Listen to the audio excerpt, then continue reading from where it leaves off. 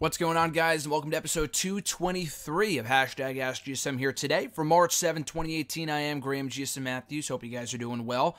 We are mere days away from Fastlane, the SmackDown exclusive event, the final pit stop on the road to WrestleMania. I'm looking forward to WrestleMania as of right now, not so much Fastlane. I'm hoping that in setting low expectations, those low expectations will be exceeded. So that's the hope currently. Because right now, nothing from what I've seen on SmackDown in the last number of months has given me any reason to get excited about what we're going to see on Sunday. But I'm hoping it turns out to be a good show, so fingers crossed. But that's Sunday. Today, hashtag AskGSM. If you guys want to send in a question to the show, you can tweet me on the Twitter machine at WrestleRant with the hashtag AskGSM. Find me on Facebook as well at facebook.com/gram.gsm.matthews. Drop a comment on the post I usually put up on Tuesday nights, if not on the wall itself. And last but certainly not least, be sure to drop a comment on this very video. I'll include it in next week's edition. So let's get started here. First question of the day from Captain Sunshine from YouTube. Why is it the one time WWE does not do the X has pinned the champion trope? It's for the Revival versus the Bar. That's what I was hoping would happen. I was hoping the Revival would win and we would get a rematch at WrestleMania, because the Revival have been so grossly underutilized since coming to the main roster. Now, I know one of them got hurt, then the other one got hurt. I think it was Wilder first, I think it was Dash first, and then Dawson. But still, since they came back, they've been clear to compete for months now, since like November or December, and they have not done anything with these guys except do a little back and forth with the club on pay-per-view for a few matches. And that's about it.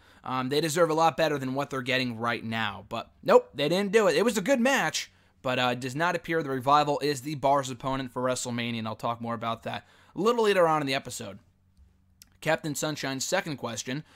While I would normally be apathetic towards a Bray Wyatt, a feud, a match, I guess that's what you mean, you didn't include the word there, at least we're getting to the final deletion match that everyone wants to see. Are we finally getting the return of the Lake of Reincarnation and Husky Harris climbing out of one side, while Matt Hardy version V1 climbs out of the other?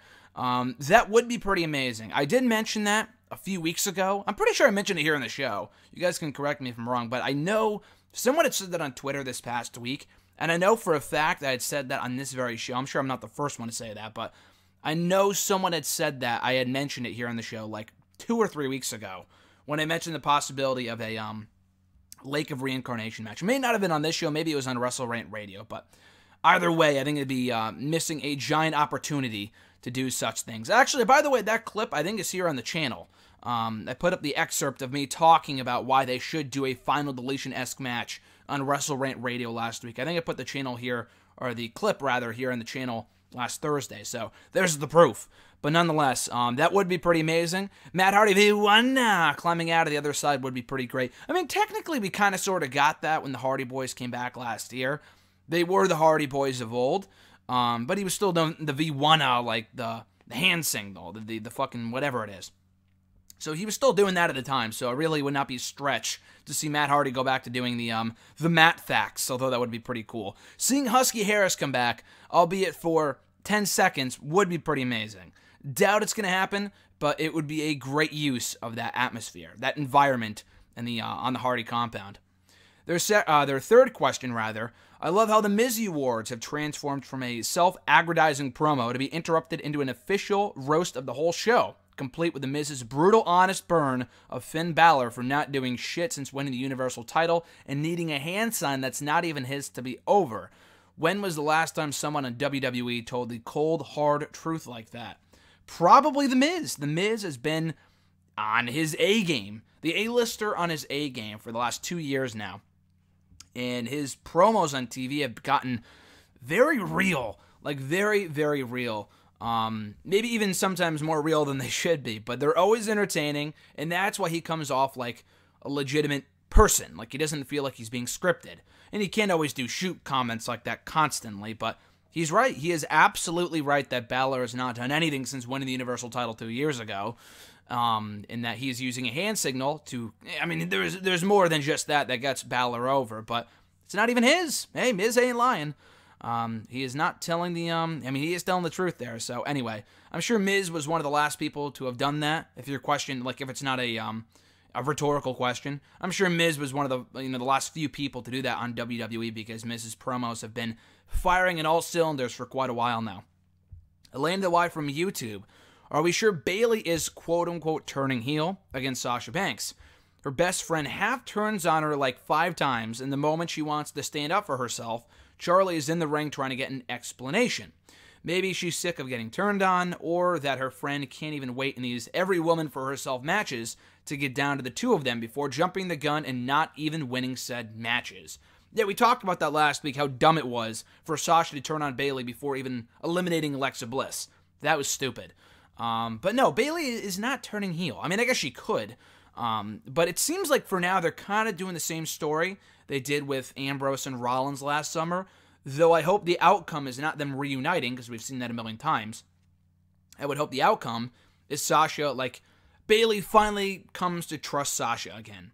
And then Sasha attacks her and turns on her. That's what I'm hoping for out of these two before WrestleMania. I mean, I guess you could turn Bayley heel. It would not be the worst thing, because her babyface character, she is a perennial babyface, but then again, look at Sami Zayn. He went heel and has been doing some of the best work in years and years on SmackDown with Kevin Owens. So it's not completely out of the question, though I think Sasha is way more overdue. Long overdue for a heel turn. Way more than Bayley is. So I'm hoping Banks is the one to go heel, not Bayley. I'm not really sure where this is coming from, just because Bayley, didn't tag her in last week, or because she walked off this week. Why wouldn't she? Well, if you were Bayley, would you embrace Sasha in that hug this week? I know Sasha, helped her, and she saved her from an attack from Absolution, but beyond that, Sasha's turned on her 10 times. Why would she forgive her just like that? You know what I mean? If I'm Bayley, it makes complete sense to do what she's doing, so I can't say I blame her at all. But I do hope it's Sasha the one to go heel, and not Bayley. Brandon A. from YouTube. What wrestlers in WWE history would you not want to get into a shoot fight with? You can't use guys that are considered giants/big men, or guys that have had actual fighting experience, such as MMA or boxing. I mean, obviously anyone. I would not want to get in a shoot fight with pretty much any wrestler ever. I would totally get my ass kicked. But from people that I've heard stories about, getting in shoot fights and winning backstage, Bret Hart seems like a legit badass, could probably kill you if you wanted to. He's not, he doesn't have any prior experience in MMA or anything. I mean, he was trained in the Hart Dungeon, and that's really all you need. I would not want to mess with Bret Hart. Bret Hart, or on the complete opposite side of the spectrum, and it's going to sound ridiculous, but Yoshitatsu. There were a lot of stories circulating years ago about him beating up Sheamus, when they were roommates, and I think in their developmental days in WWE and FCW. I think Sheamus was being a dick, and Yoshitatsu, beat him up or something. Legitimately beat the crap out of him. I'm I would not want to mess with Yoshitatsu.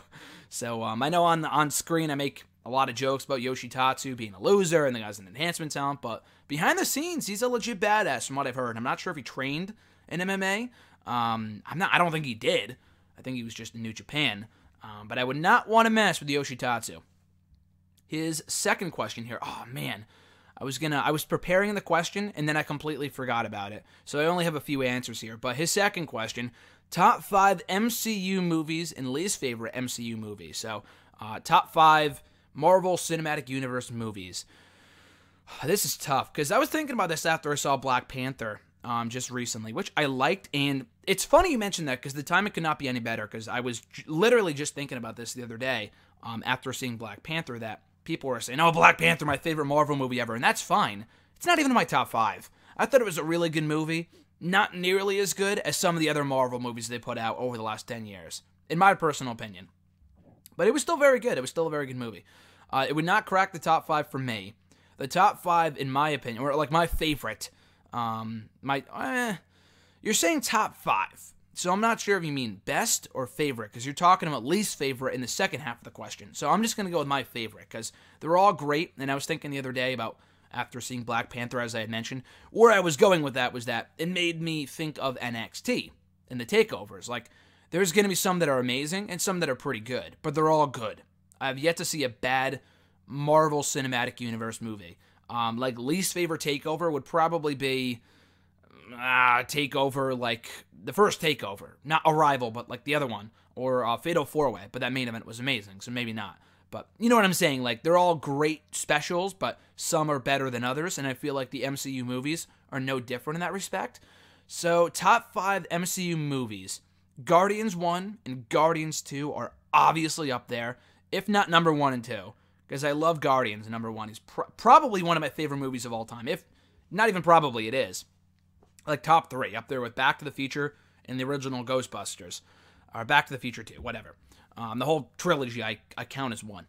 So Guardians and Guardians 2, loved both of those movies. Avengers 1. Avengers 2 is good. Haven't seen it since it came out. I did not think it was that good, but it was good. It was a good movie. I just thought Avengers 1 was amazing. And that was what really got me into the MCU. I had seen Iron Man. I had seen the other movie. Oh, what was it? Captain America. I did not see Thor. Could not have cared less about Thor. That's my least favorite MCU movie. Thor 1 or Thor... Did not even see Thor 2. Could not give two shits about Thor or Thor 2. Thor 3, Thor Ragnarok, I thought was great. I really enjoyed that. It was more of like a... played up for comedy, and him and Hulk had like the buddy cop thing going on there. I thought it was great. So, but Thor 1 or 2 would probably be my least favorite MCU movies. I almost fell asleep watching the first one.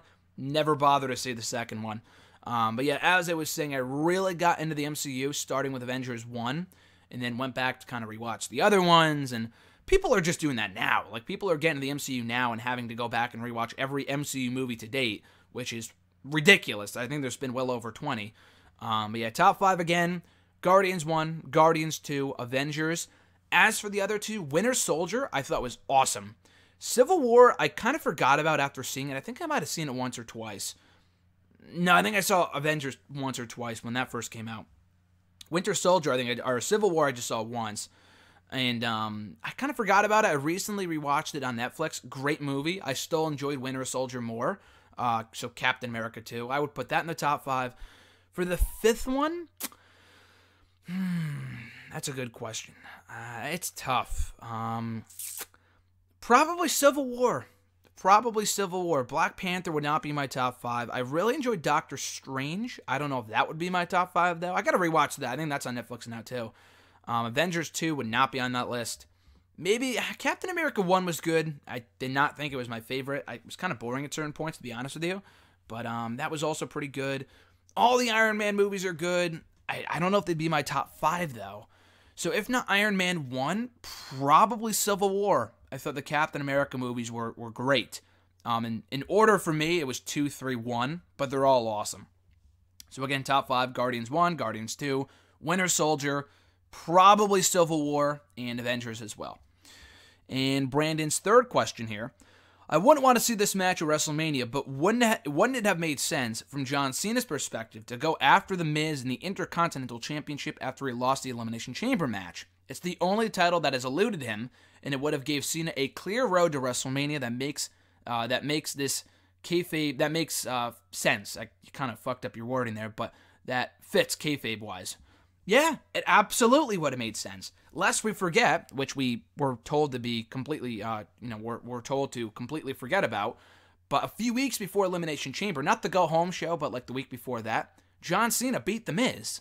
One-on-one, clean as a sheet. Everybody beats The Miz. The guy's been beat like a fucking drum. But it would have made sense if Cena pointed to that, like, oh, I beat the champ, give me a title shot at WrestleMania. Again, I agree with you. I would not want to see Cena and The Miz. I was saying a few months ago, I was hoping Samoa Joe would be the one to take the belt off of Roman Reigns, because I would have loved to have seen Cena and Joe. I mean, Joe got hurt anyway, but Joe and Cena for the IC title would have been a great match. I mean, they could still do it if Joe's cleared in time. I don't think he will be, unfortunately, but that would have been a great match to do, with Joe and Cena for the IC belt. I guess Cena would, he doesn't have to win, but I would assume that he would.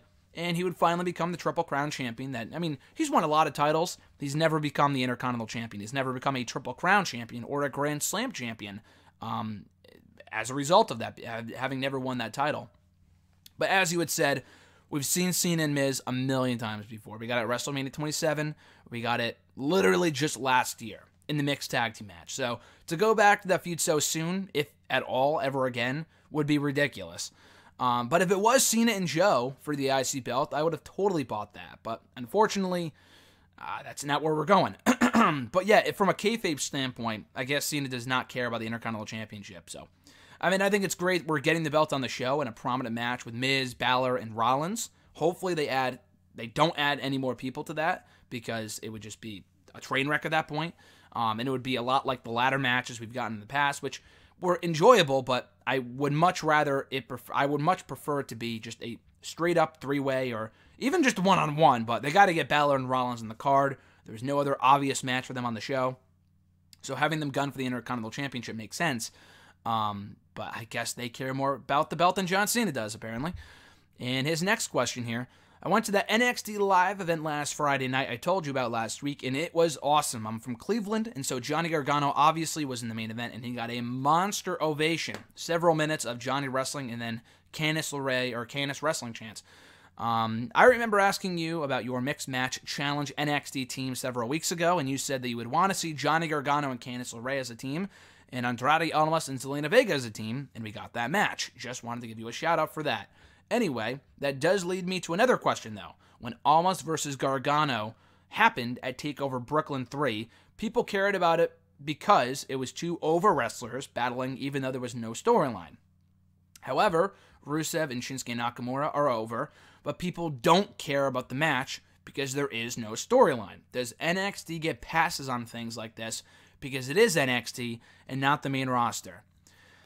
Sometimes, yeah. Like Velveteen Dream and Kash Ono. I'll talk more about Almas and Gargano in a second from TakeOver 3, because that did have a storyline. With like Velveteen Dream and Kash Ono, that was kind of like what you're talking about. I think that would have been a better example, because that had no storyline. They literally just added that to the card at the last second, because neither guy had a match in the show. I mean, they kind of told a story in the match with, Ono being... Or no, Velveteen Dream wanted to knock out Ono in 30 seconds. That was a cool little opening to the match, and other than that, it probably would not have been that memorable of a match. But they did add that to the show like literally days before the event, and it had no build-up on NXT TV. So aside from that one little mini-story they tacked on at the last second, they didn't have a story at all. They didn't have a feud going at all on NXT TV. So that would be a better example. And that wasn't that great of a match anyway. I thought it was well wrestled. I thought it came off better on TV than it did in person, to be honest with you. Usually it's the other way around, but I thought it came off better on TV. Anyway, with Almas and Gargano from TakeOver 3, yeah, it was also added to the card at the last minute, but they did have a storyline going on there. Not with each other, so to speak, but they were both like on the road to redemption. Almas had been losing for a long time at that point. Pretty much since he came into NXT, he was a loser. And he was winning more matches. I think he beat like Cesaro Bononi, who had beat him like in a random upset many months earlier on NXT. He beat No Way Jose. And Gargano was his next obstacle, was his next stepping stone on the road to the NXT Championship. With Gargano, he had just split off from Tommaso Ciampa. Had been betrayed by Ciampa at TakeOver Chicago. And he was ready to prove that he is a single star and also wants the gun for the NXT Championship. So the issue that they had at that show wasn't necessarily with each other, but both guys had kind of had a reason to be in that match and ended up being a great match, which is why then the story they told with Vega throwing in the DIY shirt and costing Gargano the match was amazing. So I kind of see what you mean, but I think a better example would be Velveteen Dream and Kash Ono from the recent TakeOver in Philadelphia, because that match really had no storyline at all, except for that one little mini-story they tacked on to the final second. With Rusev and Nakamura, why should anyone care? I mean, at least with people like Velveteen Dream and Kash Ono, at least they're on TV, and that's NXT, and they're on the show like every other week. Rusev and Nakamura, they have barely been on the show in recent weeks. Rusev got that title shot on TV I think a month ago. It was right after the Rumble, and he lost. And that was it. We didn't see him on TV the week after that, or 2 weeks after that. He was on TV last week to manage Aiden English, but that was it. Nakamura, it's even a worse case, because the guy won the Royal Rumble. He was on the show like the week after the Rumble, and then he disappeared for like 3 weeks. It was ridiculous. So they're really obviously just throwing that on the card just to get another match on Fastlane, because the card is depleted on paper. They had like 4 championship matches, and that was it. Which is also why they're adding that women's tag team match that has nothing on the line and no one should really care about. Other than, in the ring, these matches could be fine. But from a storyline standpoint, why the hell should anyone care? With Nakamura and Rusev, obviously it's just a roadblock for Nakamura on the road to WrestleMania before he goes for the championship at Mania. And for Rusev, I would hope that, it would be nice if he got a strong showing here, but it'll likely be just a showcase for Nakamura. And then for Rusev, hopefully he ends up in the Andre the Giant Memorial Battle Royal on WrestleMania. I mean, that's the only real spot that makes sense for him at this point. The guy's super over, but they obviously do not see him as a priority. Otherwise, they would have put him on TV more, you know? So, yeah, I think that's kind of the equivalent to what you're talking about there with Ono and likely Velveteen Dream, that match from TakeOver Philly, and then Nakamura and Rusev at Fastlane. At least, Nakamura, at least Ono and Dream were on NXT TV before they had their match. Nakamura and Rusev haven't been on TV in fucking weeks, so why should we care? Mark S. from Facebook, if Ronda Rousey and Kurt Angle lose their tag team match at WrestleMania, might that be the end of Kurt Angle as the current Raw general manager? I guess it could be. What else do you do with Kurt, though? That's the question. I guess he could be brought back as a part-time wrestler, but I like him in the role as Raw GM. I would much rather have Kurt in that role than Mick Foley again, who I know Kurt does not always come off as the greatest Raw GM. Or he does not always come off like he has a sack. I mean, sometimes he has to be emasculated by Stephanie, but he's still a better fit for that role than pretty much anyone else right now, so I would keep Kurt as the Raw GM. He's been doing a good job by and large. And again, you could bring him back for the occasional match, like Brock Lesnar, but I don't know. I just like him in a regular role on the show. He's not going to be a full-timer, nor should he be. He should not be wrestling on Raw every single week, really, if at all. I think that'd be a waste of Kurt Angle, and he would get old real quick, and his body cannot take that many matches, so that's a no-go. But yeah, I like him as the Raw GM, gets him on the TV show every single week in a non-wrestling role, and then he wrestles when he wants to. I think it's a perfect deal. So I would hope that regardless of the result of that WrestleMania match, and they'll likely win, Ronda and Kurt are not losing at WrestleMania to the fucking Authority. It's not going to happen. I guess that could happen, but it would be beyond stupid. But anyway, with Kurt and... Kurt and Rousey. With Kurt being the Raw GM, I do not think he's going to lose that spot, and nor should he. I think he's a great fit for that role currently. Mark's second question, it's looking like Aleister Black versus Andrade Almas for the NXT Championship in the next NXT TakeOver, like you had said previously. But based upon the current happenings, what would you have thought of this Fatal 4-Way bout? Aleister Black versus Killian Dane versus Andrade Almas versus Adam Cole for the title. It sounds like a good match on paper. I guess that'd be a good match. You have 3 heels and a babyface, though, with Black and then Dane, Almas, and Cole. I guess Dane could be a heel, but Sanity, to me, they've been baby faces against the Undisputed Era. Actually, that match kind of makes some sense, because Undisputed Era and Sanity have been feuding for a while now. Black and Cole have their, previously established issues, and then Almas is just the champion with a target on his back. So I guess it would make sense. It would be a great match. I do not think we've seen like a 4-way for the NXT title since that 4-way that we got at TakeOver Fatal 4-Way 4 years ago. A lot of 4s there. But I don't think so anyway. We've had a lot of multi-women matches for the NXT Women's Championship. We might have had a few for the NXT Tag Team titles. I know we had that 3-way Tag Team title match back at TakeOver Orlando, which was great, with Authors of Pain, DIY, and The Revival. We haven't had one for the NXT belt in a while, I don't think. If my memory serves me correctly, we have not had a multi-man match for the NXT title in years, which is fucking insane, and it should be that way, but I would not be opposed to them doing that. I guess they could still do that. They really could. Adam Cole has no, set match yet for TakeOver New Orleans. Black and Dane have been feuding anyway. I would assume that Black would beat Dane to become the #1 contender, but a 4-way, honestly, is not a bad idea. I think they are headed to Black and Almas one-on-one, but we've also seen that match before, over WrestleMania weekend last year. And if you do that 4-way, Almas can retain, and then you can set up Black as the #1 contender, and he can win the belt in, Chicago, against Almas one-on-one a few months down the road. And that ensures that you keep the belt on Almas a little longer. So honestly, I like that match a lot more than Black and Almas one-on-one, at least right now. If they do Black Almas one-on-one, as I figured they would, and they still have time to do, Black and Dane and have Black beat Dane, I think they're doing that match next week. It might be tonight, actually. I don't think so. They might be setting it up for next week. But either way, I think it is tonight. But regardless, Black and Almas one-on-one will be a great match no matter what. But the 4-way might make more sense, because you have a lot of underlying established issues there between everyone involved, and it might be able to keep the belt on almost a little longer. So I don't think they're going in that direction, but honestly, I like that match a lot.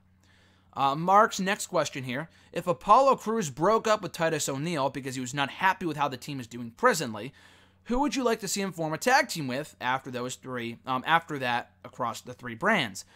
Would you like the idea of himself and Hideo Itami as a team? So Mark put this up before 205 Live. Hideo Itami's already got a tag team partner, and his name is Akira Tozawa, and that's exactly who I would put with Apollo Crews. Tozawa and Crews, they have great chemistry. They're really good friends in real life.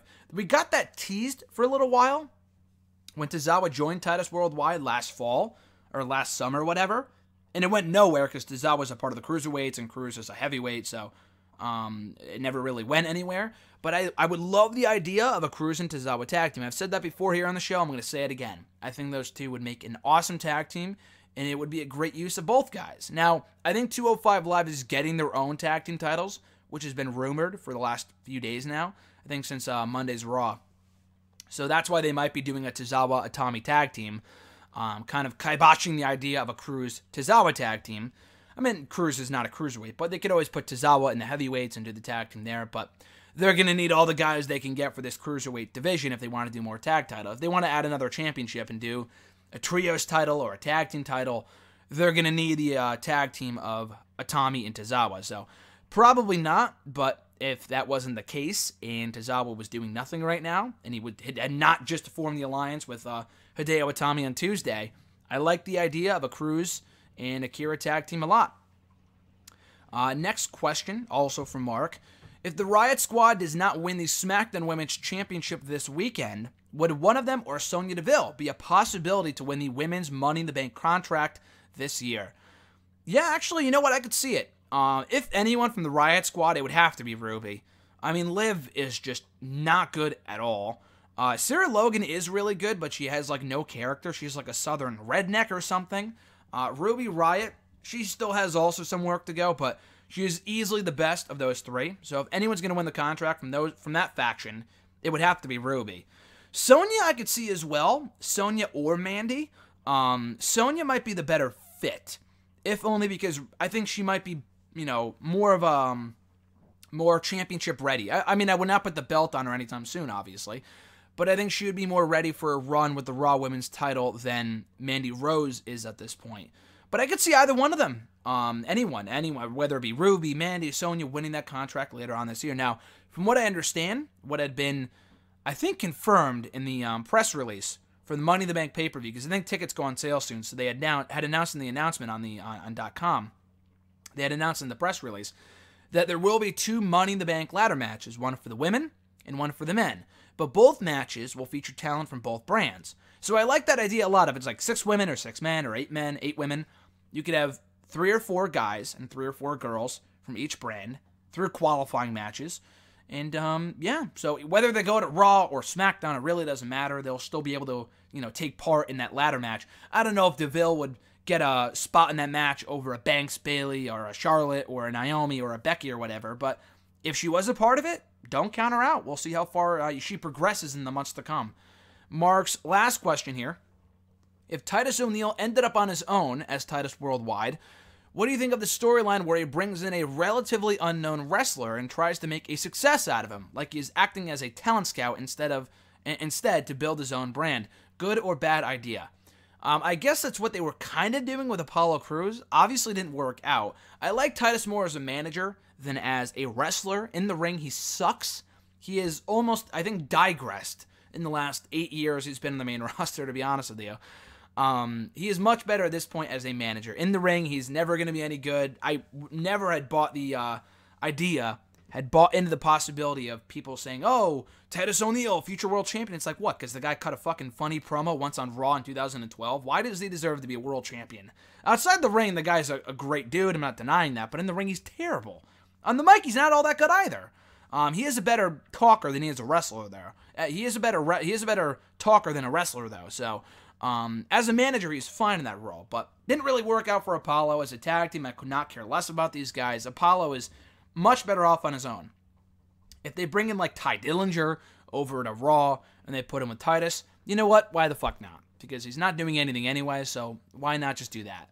But yeah, I mean, I guess they kind of tried that with Apollo. It went nowhere. I don't know who else you would put in that role. Just less of Titus, the better. Just, I could not really care about him as an on-air character. He's a great ambassador for the company. I'm not denying that, but I don't really know who you put in that spot and not immediately think of them as damaged goods. Because with Titus, I feel like anyone who associates themselves with him will be immediately labeled as a loser. So I don't know how great of an idea it would be to put a fresh face with Titus ONeil of all people. Jeremy B. from Facebook, with the Bar rumored to be facing a tag team that's not currently a team at WrestleMania, could you see the team being either Braun Strowman and Elias or Woken Matt Hardy and Bray Wyatt? Absolutely. That's kind of who I bet on it being. A Braun and Elias tag team, I'm not saying that wouldn't be entertaining, but it's such a waste of Braun. I mean, the guy has been one of the most over people in the entire company now for the last year. Yet they'll waste him in a Raw tag team title match? Like, what the fuck? That makes no sense. And I like Elias, but it's like, that's a complete waste of Braun Strowman. The guy should be a world champion coming out of the Superstar Shakeup in April, either on SmackDown or on Raw. Putting him in the tag team division, as depleted as it is a terrible idea. And we might get some great segments out of Strowman and Elias as a tag team, but it's a complete waste of Strowman. He's way better than that. I know Cesaro was also better than the tag team division, but it's not like Cesaro's going to win the world title tomorrow like Strowman could. So that's why I say it's a waste. I would much rather prefer they do Woken Matt and Bray Wyatt as a tag team, as like the Woken Wyatts or something, just because Bray Wyatt on his own at this point, I could not give two shits. There's a lot of people who could not give two shits about Bray Wyatt on his own. In a tag team, like with him and Orton last year, he was great. I thought the whole Wyatt, Harper, Orton, chemistry, that whole dichotomy, that chemistry they had was awesome. And they cut it short way too soon on SmackDown. They can bring that back by having Woken Matt and Bray become a tag team. They kind of teased it in the Rumble, and everyone that I talked to was like, that was awesome. Why don't we see more of that? And I think with Woken Matt, the guy could be something. The character is great. They haven't really utilized Woken Matt the way that he should be, and they could still salvage it with this whole ultimate deletion thing of the Hardy compound, which looks to be awesome if they allow them to do, everything that Matt had done in TNA, or at least most of it anyway. So we'll see where they go with that. But I think even Woken Matt would be better off in a tag team. Like, Woken Matt is not world championship material. He was never a world title contender in TNA. He was as Matt Hardy. As heel Matt, like Money Matt, Big Money Matt, that's a world title character. Woken Matt is not a world champion character. The guy doesn't even need a championship, but as a tag team, he can win the tag team titles. In a tag team, I think he's a great tag team champion. We saw that in TNA. We saw it in Ring of Honor. We could see it again here. And I just read last night that I think Jeff is clear to compete. So they could put Jeff in there too. Or they could break off Jeff and do something with him on his own. I'm not really sure what you would do with Jeff. But they could have Brother Nero, Woken Matt, and Bray Wyatt. That's a great trio right there. So I would love to see that. I don't know if they'll do it, but I could absolutely. I actually kind of expect the team to be Woken Matt and Bray Wyatt, because currently I do not see the final Ultimate Deletion match, whatever, being saved for WrestleMania. And it would be a WrestleMania-worthy match, but I'm not sure if they would have, a crowd of 80,000 sitting in the fucking on their hands for like 15 minutes, however long it would last, watching the Titantron. You know what I mean? Like, they're obviously not going to have it in the ring, nor should they. It's going to be the Hardy compound. So they're not going to have the people sit on their hands and watch the Titantron for like 20 minutes, a repeat of Raw 25.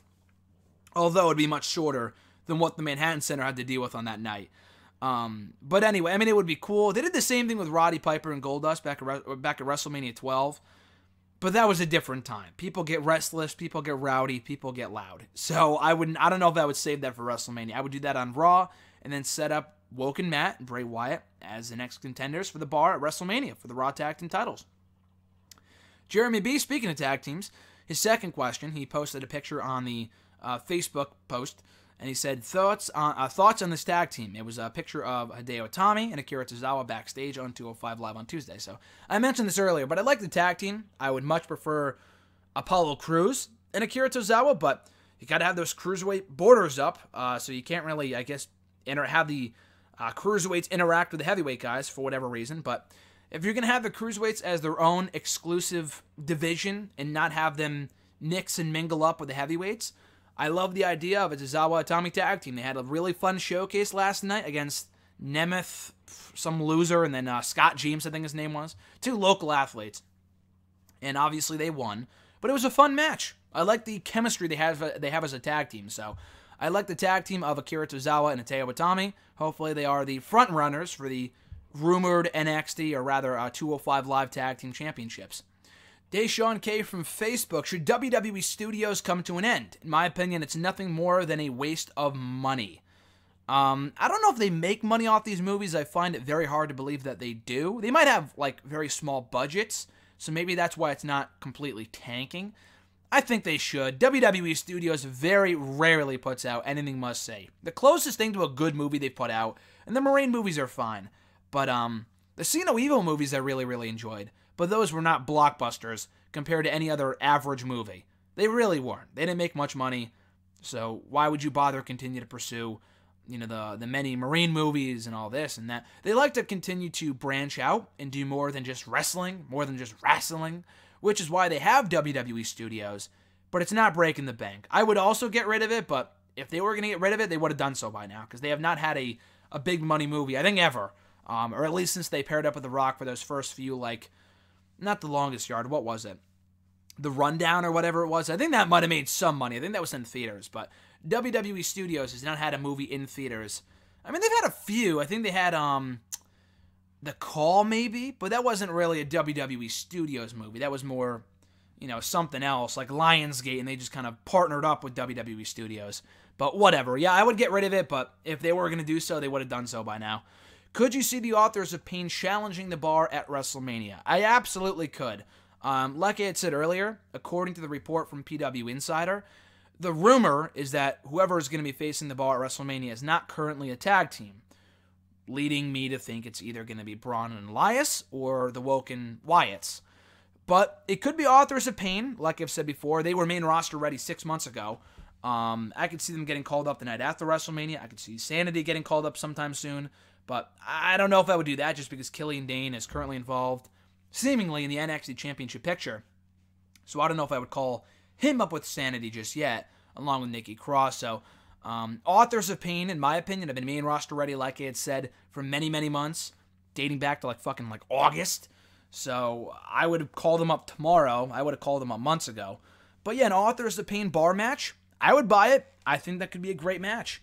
But it does seem like that they are setting up either the Woken Wyatts or Bryan and Elias. Not Bryan, I'm sorry. Daniel Bryan would be pretty sweet, but Braun, Strowman, and Elias are that spot instead.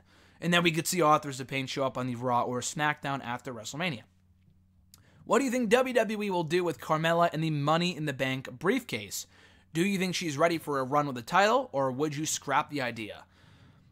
I don't know if you could scrap the idea of Carmella as Miss Money in the Bank, if that's what you mean. If you mean, will she win the title or won't she win the title, or will she not win the title? I'm not really sure. I don't know. How do you book Carmella as Miss Money in the Bank at this point? I feel like if she was going to cash in, she should have done it literally months ago. That run that Natalya got with the belt, Natalya is a good wrestler, but that run really should have been given to Carmella. Because Carmella at that point was at the peak of her popularity. She's still kind of over, but not really. She was never really over to begin with, but she was, she's obviously attractive, but she was on a hot run. She was hot for a little while. After winning that briefcase, she had a lot of heat, and they just squandered it. They did nothing with the girl.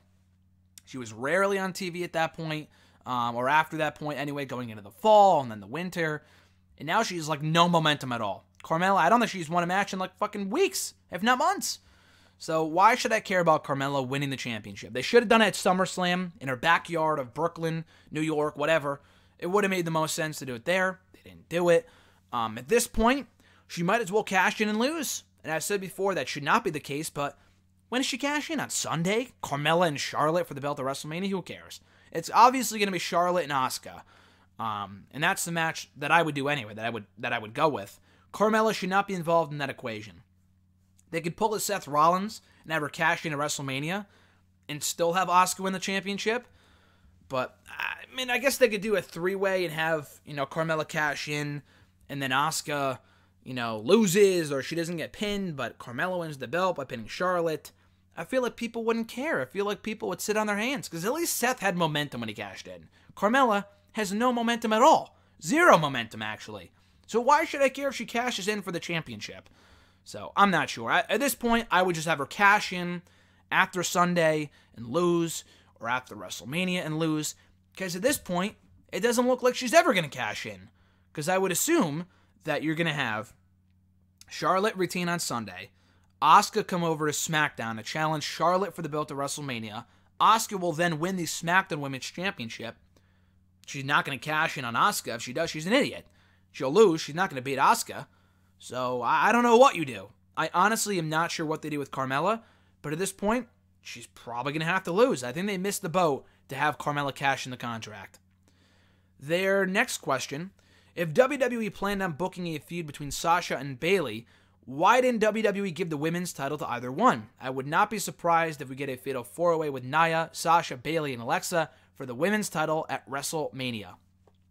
As I've said before, to me, Sasha versus Bayley is the real money match of the women at WrestleMania, not Nia and Alexa.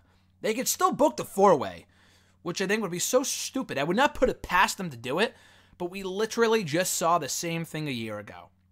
Without Alexa, but Charlotte was in that spot. Same women, same match, same belt. To me, it's a waste. I mean, I don't want to see Nia and Alexa. The story they've been telling recently has been decent, but even still, I just think it'd be a better match if they just have Bayley and Banks one-on-one for the championship. They won't do it at this point, obviously. It's going to have to be Alexa in that spot.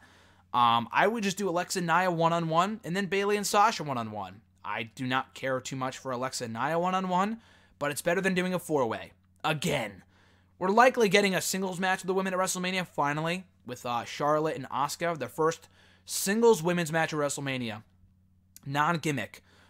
Since, I think, WrestleMania 22, with Trish and Mickie James, which was fucking almost a dozen years ago. Was a dozen years ago, so that's ridiculous.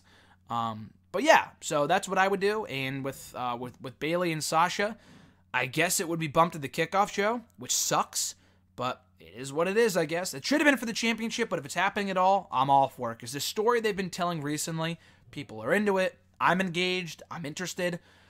Even if it's not for a belt, I think it might even be better off without the belt, because it's a personal rivalry that does not need a championship. It'd be better off if it was for the belt, because it's the feud that people care most about right now with the women on the Raw women's division. But still, I think it'd be great to see them clash one-on-one without a championship, and I think it would be the first ever one-on-one women's match at WrestleMania that wasn't for a belt, that didn't have a gimmick. And the cat in fucking whatever it was, from WrestleMania 2000, WrestleMania 16, hardly counts, because that was a cat fight. So that's not even really a match.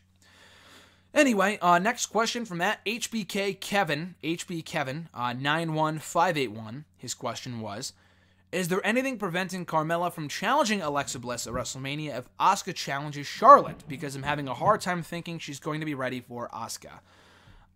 Like I just said with Carmella, I mean, first of all, why would she could still challenge Charlotte, even if Asuka goes for Charlotte.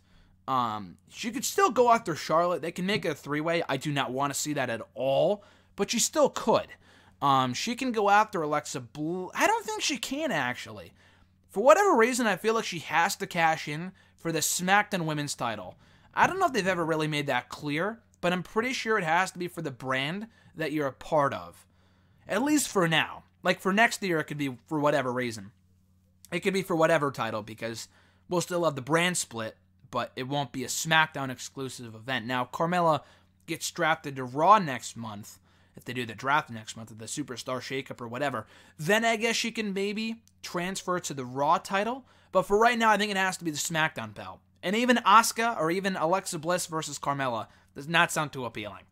Alexa and Nia is a better match than Alexa and Carmella. Alexa and Carmella one-on-one sounds terrible, at least right now. So I'm going to say no to either option. At Scarlet1 from Twitter, is Finn Balor interesting? Good question. Not really, to be honest with you. I think he's over just for the sake of being over, because people like him. He's great in the ring. his mic work has gotten better, but as a character, we really do not know too much about him, other than he wants the Universal title back and now the Intercontinental Championship. So he's not really all that interesting. So if people call Finn Balor boring, it's kind of hard to argue with that, because there's really not a lot about him that makes him interesting, other than his entrance being great, and he's a spectacle, and he's got the demon personality. But beyond that, is he interesting? I would say no. But there's enough elements about him that make him, a fan favorite, that make him over, between the in-ring ability and then the club and all that other stuff and the entrance. But as a character, we really do not know too much about him, at least since he showed up on the main roster. So yeah, you kind of you make a decent case that he might not be interesting.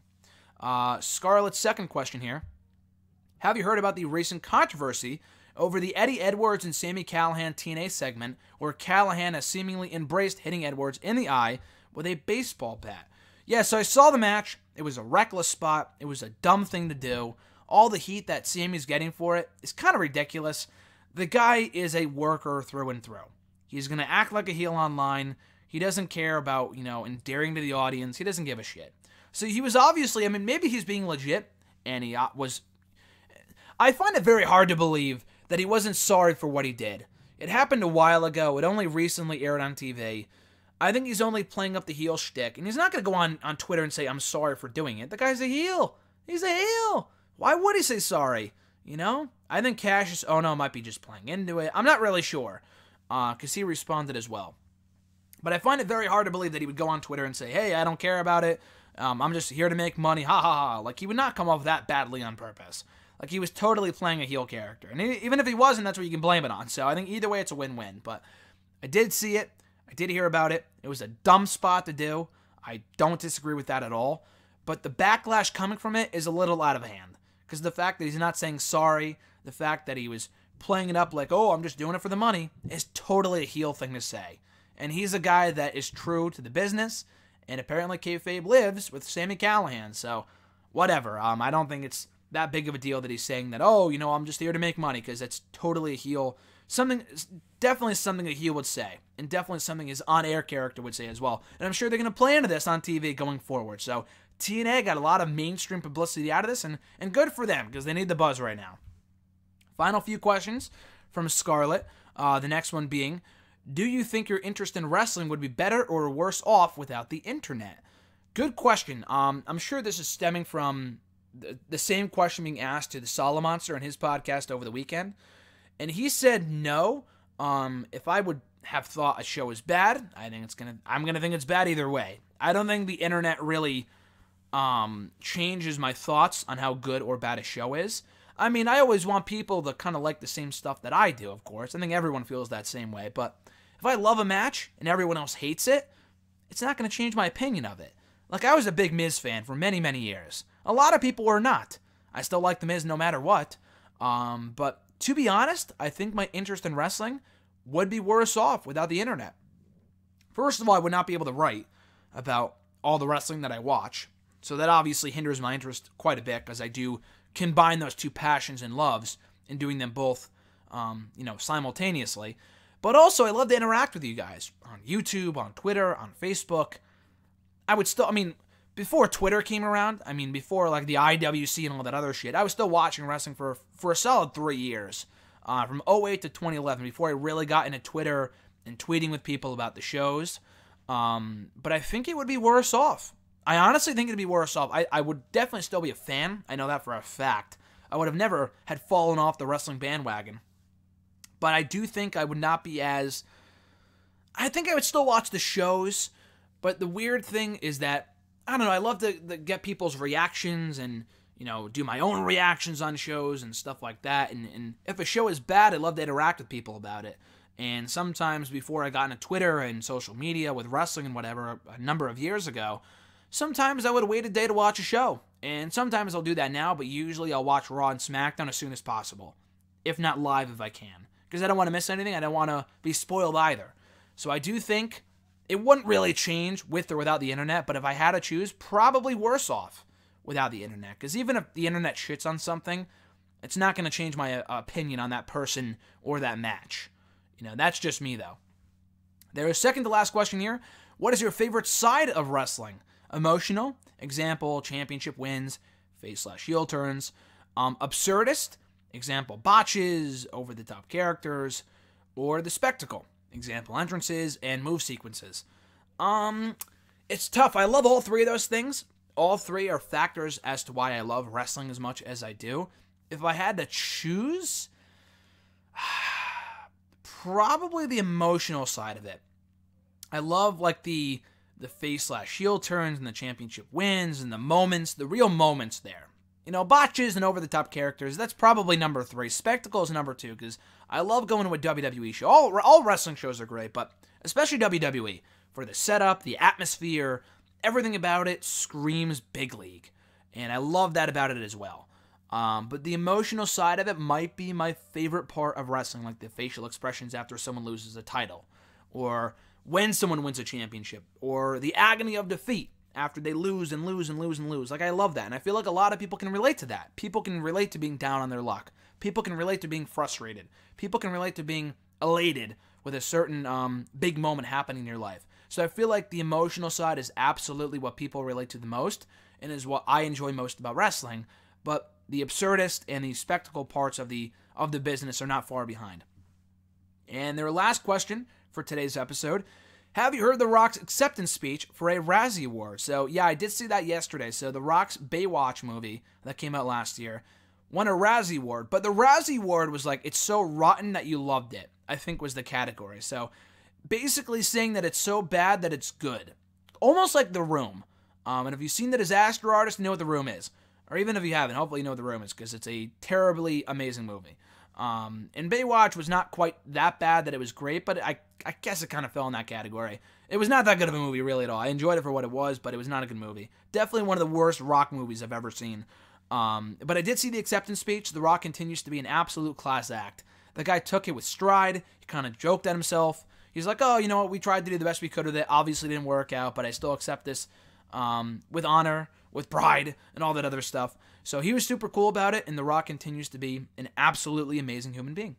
And anyway, guys, that does it for episode 223, the edition of #AskGSM here today for March 7th, 2018. I appreciate you guys taking the time out of your day to check out the show. If you want to tweet in a question, send in a question, ask me a question, whatever, find me on the Twitter machine, tweet me there at WrestleRant with the #AskGSM. Find me on Facebook as well at facebook.com/gram.gsm.matthews. Leave a comment on the post I usually put up on Tuesday nights, if not on the wall itself. And last, but certainly not least, drop your question down below in this very video in the comment section. I'll include your question, in next week's edition. So with all that being said, folks, have a great rest of your week. Try to enjoy Fastlane on Sunday. I'm hoping it's going to be a decent show. It might not be, but WrestleMania looms large. Only a mere, I think, 4 weeks away. I think it might be 4 weeks away, or a month away from tomorrow. I think the 8th of March, because I think it takes place on April 8th. But anyway, guys, enjoy the week. Have a great one, and I'll catch your ass down the road.